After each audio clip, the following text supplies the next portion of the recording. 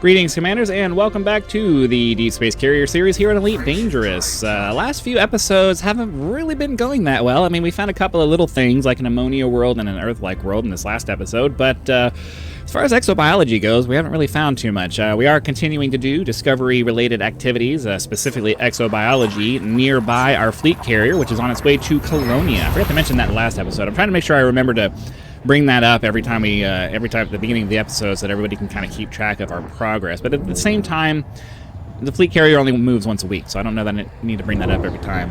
I don't know. Anyways, yeah, we're on our way to Colonia. I don't know. Fine. we'll bring up the Galactic map. We're located right about here. We left the bubble a few weeks ago, and we're on our way out to Colonia. You can figure the rest of that out on your own. Before we get too far into the video, I'd like to ask you to help us to reach the next major channel milestone of 10,000 subscribers by hitting that subscribe button. The number does not go up unless you press the button, so do it now.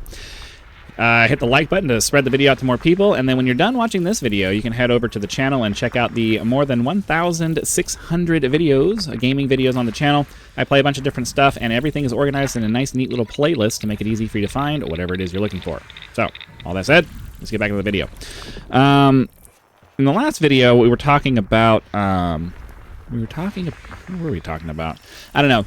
I'm still very shortly, this is still very shortly after I recorded the little breaking news episode that I did about the Thargoid attack on Shinrarta Dezhra. I didn't really talk about it too much in the last episode because I got sucked into talking about my philosophy on what I'm going to scan and what I'm not. But yeah, apparently the Thargoids decided they were going to take a chunk out of Shinrarta Dezhra, and apparently Jameson Memorial has become a shelter for ships in the system, for people and ships and all that stuff in the system. And I'm thinking to myself, we left just at the right time, because, I mean, I guess it's been weeks since we left, but my point is that we left at around the right time because, you know, we were back at Jameson. That has been my home base for years. You know, now we had the fleet carrier, so my home base is my fleet carrier and it moves around with me, but in theory, the Jameson Memorial has been my home for a very, very long time, and it's kind of weird that it's under attack. Now, I don't know if this has ever happened before. I doubt it. I don't know that Thargoids have ever attacked Shinrarta Dezhra before, but, you know, it's the first time I've ever heard of it, so it seems kind of weird to me. I decided to put a quick little episode, a quick little 1 minute 30-second video out just saying, hey, this is happening. Maybe you guys want to go take care of it. I don't personally do combat / Thargoid related stuff. It's just not something that particularly interests me. Okay, because there was nothing in the system. I wasn't paying attention. It's just not, like, combat's okay. Like, it's fine. It's just not something that can hold my attention for very long because, you know, you blow up one ship, you blow up another ship, you blow up another ship. And because I'm not good enough to do PvP, it's kind of an all or nothing kind of thing. Like, fighting the robots in the game are just not particularly interesting. They're not difficult to fight. They're easy. Like, it's just not hard. So, and I know there's a bunch of different ways that you could do things to make it a little bit more difficult, but I'm just not interested enough in the combat aspect of everything to really care about that. In the same way that I'm not, you know, I initially wasn't interested in Odyssey because they made a big deal about how it was about all the first-person shooter stuff. Because, you know, if I wanted to play a first-person shooter, I go play a different game. Now, the combat in this game is excellent for, you know, the space game that it is, but it's just not something I'm particularly interested in. So all that to say, you know, A, I'm not super interested in combat in the first place, because it's just not an activity I care to participate in very much. And then B, even if I was, I don't have the equipment to go, I don't have the ships and equipment and all that stuff to go fight Thargoids. So I don't even know why I'm scanning all of this. That's all icy bodies. I was just making a big deal in the last episode about how I don't really bother scanning systems that have only icy bodies in them. You can go watch the last episode for my explanation on that. I'm not going to waste a bunch of time doing that again. But yeah, Thargoids and combat and all that stuff is just not something I spend too much time doing. It's like it's not that I don't want you guys to get the wrong idea. I'm not averse to the idea of combat. I spent 11 years of my life as a United States Marine. So like I can be aggressive when the situation calls for it. I have no problem, you know, putting the smack down when required. But it's just not an activity that I care enough to mess with. You know, especially in this game. There's things in there's stuff that I can do that's more interesting to me than just mindlessly shooting at something until it blows up. Now, I know I say that as an explorer who spends a bunch of time randomly scanning things and hoping to find stuff, but everybody has their different personal preferences, and my personal preference is if I'm going to spend a bunch of time doing something, I want it to be something where I have a chance, at least, of finding something really cool, or of having something really super cool happen. And, you know, combat is one of those things where there's only a very limited number of results that are going to happen. You're either going to kill something or you're not. And that's it. At least with the exploration, I have a chance of, you know, maybe we actually find something that nobody's ever seen before, right? Like maybe there's something in the game and nobody knows it's there because, you know, there's so many different places that you can go, and who knows what else is out there? Who knows what the developers hid in there amongst the stars to find? So, you know, there's that little carrot that keeps me going of, hey, maybe we'll find something interesting. So we've made it to our next waypoint around the carrier here. So I'm going to say... I'm actually going to say... Well, this is our last episode, so... Our last episode for the week before we do our thing, so... This is going to... 11 jumps? Yeah, we'll go ahead and start heading back towards the carrier, because... These weekend episodes that I do, these episodes I record so that I can get through the weekend and still have videos posting, they end up being a fair bit shorter, so... It actually does make sense for us to start heading back to the carrier now, so that ideally, by the time we're done here, we can be back at the carrier. And after this video publishes, this video will publish on Sunday at 4 p.m. Pacific time. We do our carrier reposition live stream every week on Sunday at 6 p.m. Sorry, I put the emphasis on the wrong syllable. This is a grammar joke. Sorry. We do our carrier reposition live stream every Sunday at 6 p.m. So this video will end up publishing a couple of hours before that. So if you're watching this and you're interested in coming and hanging out with us as we do that, you're more than welcome. It is available on the channel, so you'll be able to find it there. And yeah, so we basically do 3 jumps every week. So that we can inch closer towards Colonia. I don't want to rush through things. I feel like 1,500 light years at a time gives us a nice big sphere of new space every time we jump. And you know, the purpose of all of this isn't necessarily to hurry up and get to Colonia. It's mostly just to, you know, move our fleet carrier around, have it as a mobile base while we do exploration-related activities. So yeah, yep. That's that.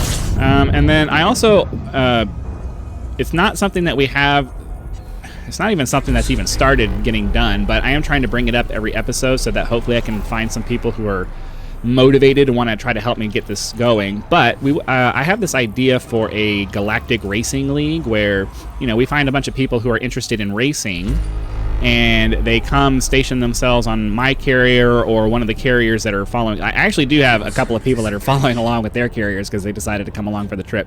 But I think it would be that was stupid. I just put my toe in the fan for my graphics card. I have an open case, and I wasn't really paying attention, and that didn't feel very good. Anyways, that means that there's going to be another couple. I mean, I'm hoping that we're going to find some... As much as I want to get back to the carrier, I'm hoping we're going to find some biology. Hold on. We'll get back to my topic of conversation here in a second. Alright, unfortunately, no. Yeah, we actually had a couple of people that decided to come along for the trip towards Colonia. I don't know if they're going to stay for the... I don't know if they're going to continue on after that, but, you know, at least they're on their way to Colonia. But anyways, my point is I want to get, like, this Galactic racing league kind of thing set up. I'm aware that there's another racing league out there, but I'm pretty sure that they stay in the bubble. I want to do something where we gather a bunch of people who are interested in going out into deep space and doing racing out there. Just, you know... Anybody who's interested in competitive kinds of things, I would think that they would be interested in doing something that gives a little bit more prestige than just, you know, hey, we go to these places in the bubble and race. I think that would be kind of cool. I don't know. I don't know. I just think it would be kind of an interesting thing to do, and we could make our weekly live streams about that rather than just moving the carrier. I think it would be more fun and interesting. So I try to bring it up every episode. We could do, am I full up on fuel? Oh, that just wasn't a star that we could do. Hold on, I'm watching my heat. Did we get far enough away? Okay. Don't want to overheat. I just feel like it would be something interesting that we could do that would make it more than just me moving my carrier 3 jumps and trying to talk the entire time. So, you know, the idea would be that everybody, or at least most people, well, I don't know. You would have explorers that are running around looking for their standard exploration stuff, but in addition to all of that, you're looking for cool geological features that would be good for racing. And then, you know, the racers who just want to race can get that. We'll move the carrier to whatever location we decide to do for the week, and then the racers pull their ships out, they go down, they do their racing and all that stuff. That's kind of my idea for how all of that would work. Obviously some people are going to want to do both activities, which would be cool, but I think it would be awesome if we could make it. I hate it when the line goes away. I think it would be awesome if we could make that a thing. I don't know. I think because a lot of people complain about how there's just not very much to do. They get bored with the game and then they walk away and they don't want to do anything. They don't want to do it anymore. And I'm like, well, you got to come up with activities to do. So this is my suggestion for something to do that a lot of people could participate in. We could do ship races, SRV races, do first-person combat stuff if you guys really wanted to. But yeah, we would select a location during the course of the week, and then during the live stream, we can move our ship there, or move the carrier there, and then everybody hops down. We do whatever kind of racing or whatever we want to do, or whatever competitive activities that people want to do. And then after that, we continue moving the carrier to its next weekly destination, and that's it. So, yeah, that's my thought. Anyways, we have 6 jumps left to go. Excuse me, my sinuses are full. I know that's kind of gross, but it's the truth. Let's get full up here on fuel, and then there's 12 bodies here. For me, that always feels like anything between 10 and 20 bodies always feels like a good number to find something. But unfortunately, it's all icy stuff, so we're not going to waste our time on it. Because the highest, it's extremely likely that it's only going to be bacteria or possibly Fonticula, space mushrooms. And we found 1 million of those, so I'm not interested in finding any more. There's always a chance that there's going to be something else there, but the chance is so small that you kind of have to like decide where's your limit for what you're going to scan. And for me, systems with only icy bodies in it, it's not really worth my time to scan. Alright. What's this one have? 19. Okay, it's another good one here. Or at least it's like a progression for me. First, we see that it has a reasonable number of bodies in it. Something between 10 and 20. That's something that's reasonable for me to scan, because once you start getting past 20 into the the high 20s, 30s, 40s, that's too many bodies for me to want to sit down and actually scan. It's like I get bored after about 10 or 15. I'm like, all right, I'm ready to move on to the next thing here. All right, so we got that. And these are all icy bodies and gas giants. So, unfortunately, yet again, we find another system that just doesn't really have much in it.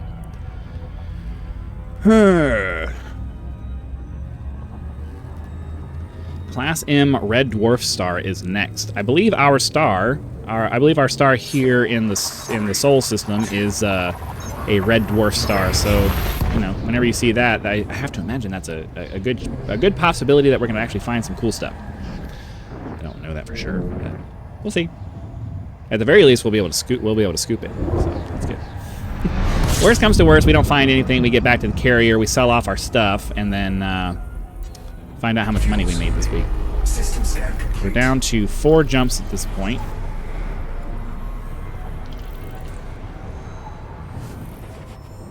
Get our scooping done.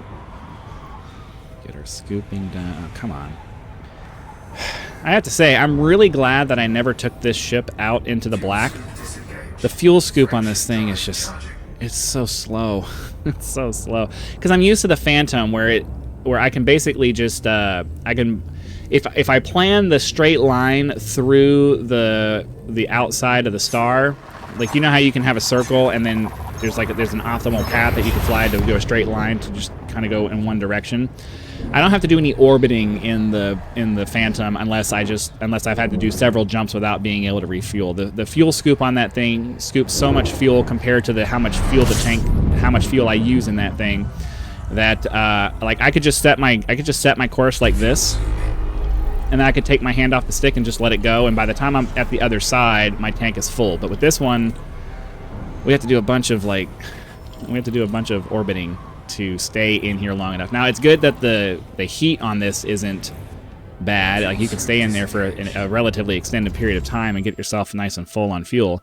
But I'm used to a much faster fueling process, and it's annoying to have to sit there for a bunch of extra time waiting on it to finish. So we got a high metal content world. We got a couple of high metal content worlds here. But unfortunately, neither of them have what we're looking for, and everything else is icy bodies. So, moving on to the next system, we have 3 more jumps left to go. So yeah, as much as I like having this ship from a skim across the ground to be able to land in a bunch of really cool area, and be able to land in rougher terrain easier,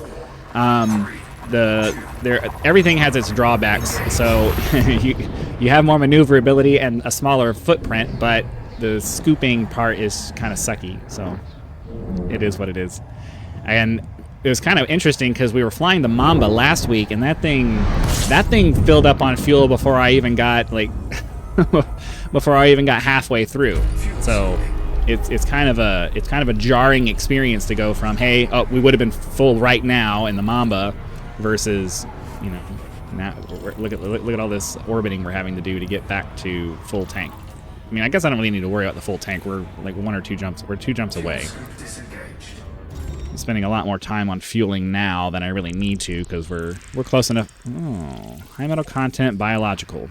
Okay, that has an extremely so see look, we have, because there is biology in this system, we're actually finding multiple planets that have biology on it, because this is why I believe that, you know, the number of bodies doesn't matter, because it seems from my experience that these systems either have biology or they don't.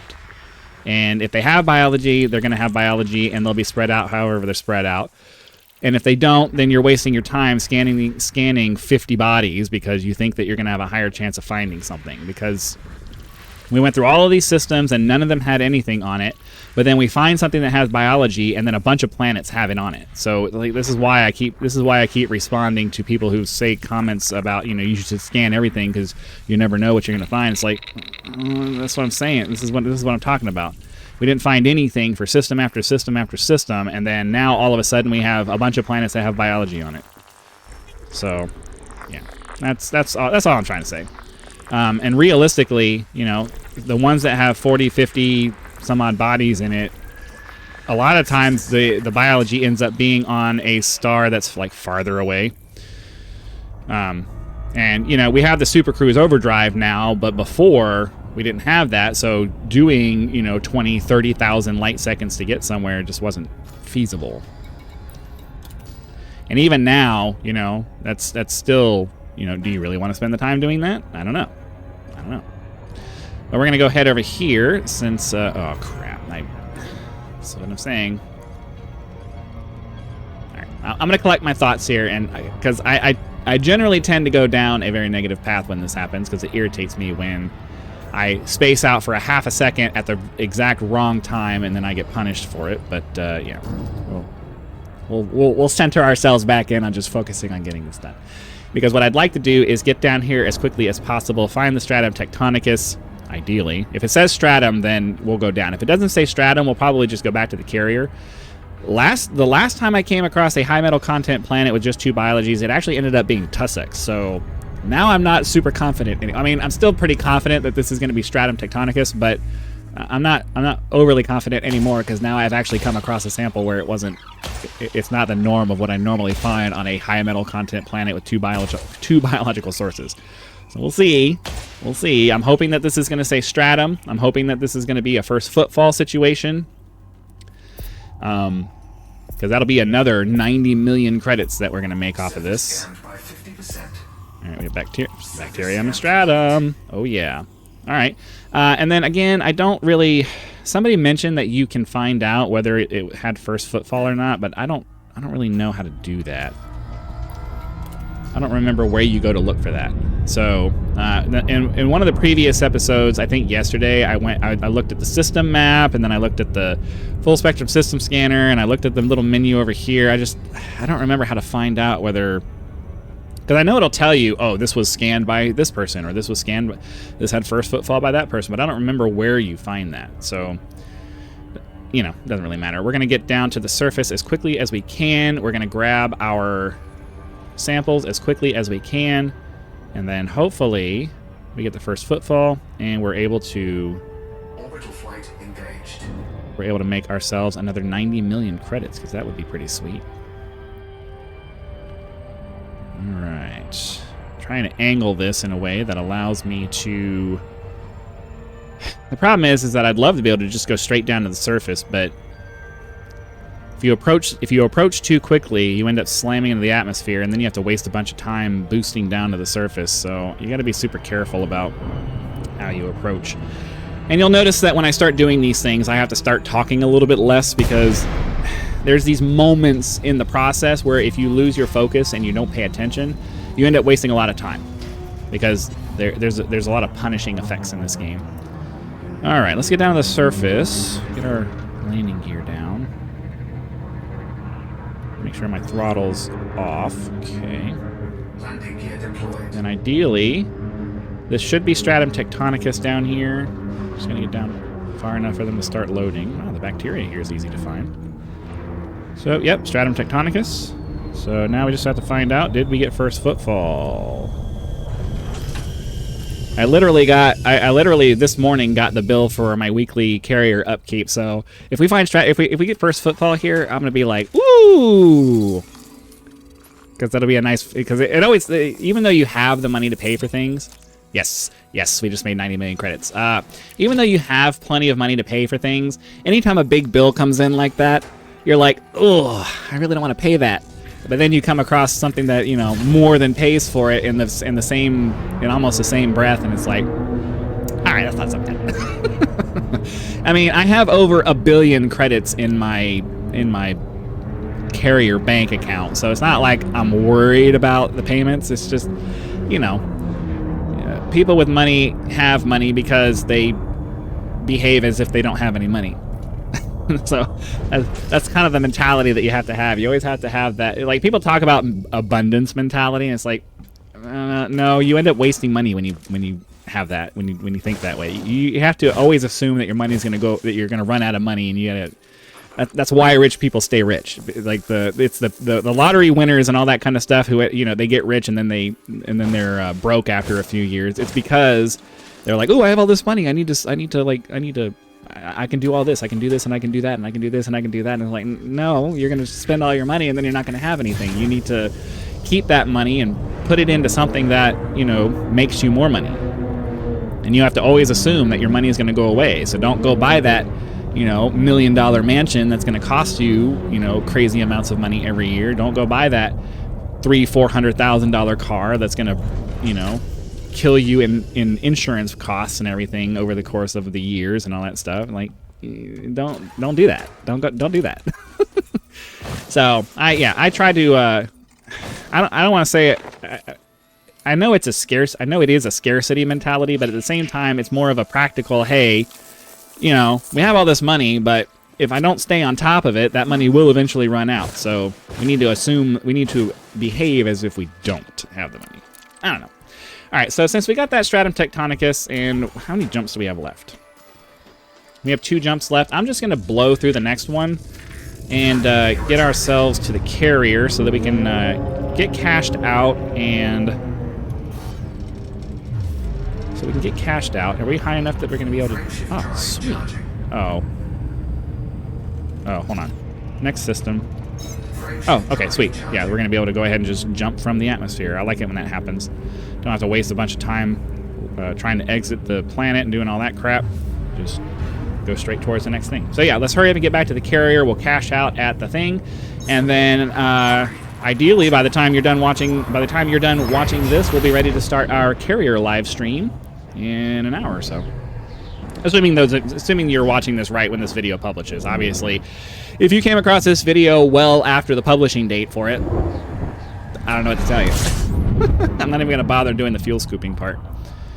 So we'll just go straight down to get away from the star. Start our frame shift driving. I'm curious to know. I want it to tell me that there's only like 2 bodies, but I see that there's a crap ton of orbital rings there, which means that there was probably something here. But regardless, I'm ready to be done for the week. So the odds that there's actually anything here worth actually putting a bunch of extra time into is really tiny. So we're just gonna go ahead and go back to the carrier. We're almost here, and you know, from a timeline perspective, it's gonna be we're ready to get back on the carrier and start making some jumps. So.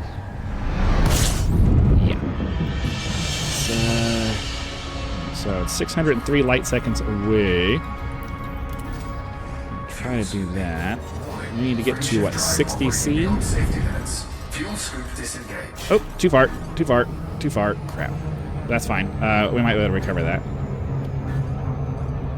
Trying to get it up into the 5-second range. Hopefully we don't overshoot. But the problem is that these smaller ships have a harder time doing the quick Super Cruise Assist, like the Super Cruise Assist quick drop trick. So we're probably going to end up overshooting this because I did it too early. Yeah, I thought so.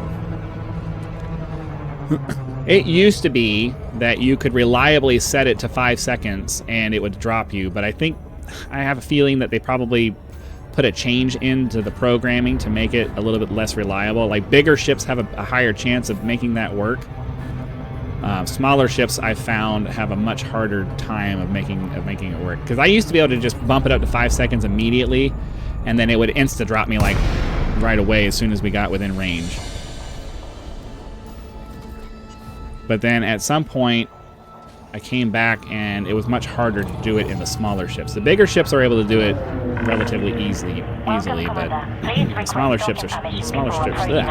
smaller ships struggle with it more. Access granted. Please follow standard docking procedure, Commander. Okay, so let's get ourselves landed. Too far. Landing gear deployed.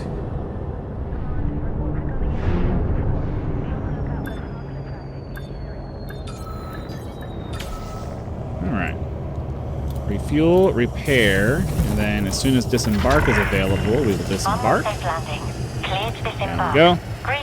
Then we'll go run over to Vista Genomics, sell off our stuff, see how much money we made, pop some money back into the carrier balance because we literally just made a payment. So it'll be good to find out, or it'd be good to get the bank account put back where it's supposed to be. I forget. It's this way. So we're gonna say goodbye to the Diamondback Explorer for a while, because it'll be probably months before we're back in it again. We have several other ships to get through before we get back around to that one.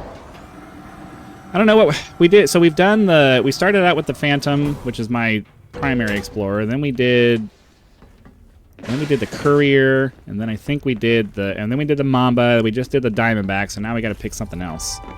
I trust you have. All right, what do we have? We have 24 million, 19 million. So we have 43 million before any bonuses. Ooh, yeah, look at that. We made ourselves almost $250 million credits on all of that. So that is pretty sweet.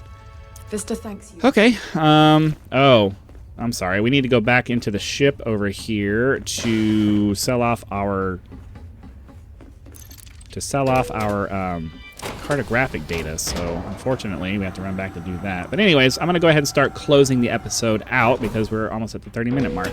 Hopefully you guys enjoyed our exploration this week. Be sure to come back for the carrier live stream at 6 p.m. Join us for the next video to continue watching all of this exploration-related stuff. Click the like button to spread the video out to more people so that they have a chance to subscribe to the channel. Subscribe yourself to help us reach 10,000 subscribers. Join as a member if you'd like early access to videos, among other perks. Or you can just leave YouTube's version of a tip with the thanks button. So again, thank you very much for watching this episode of Elite Dangerous. Be sure to come back for the next episode, and I'll see you then.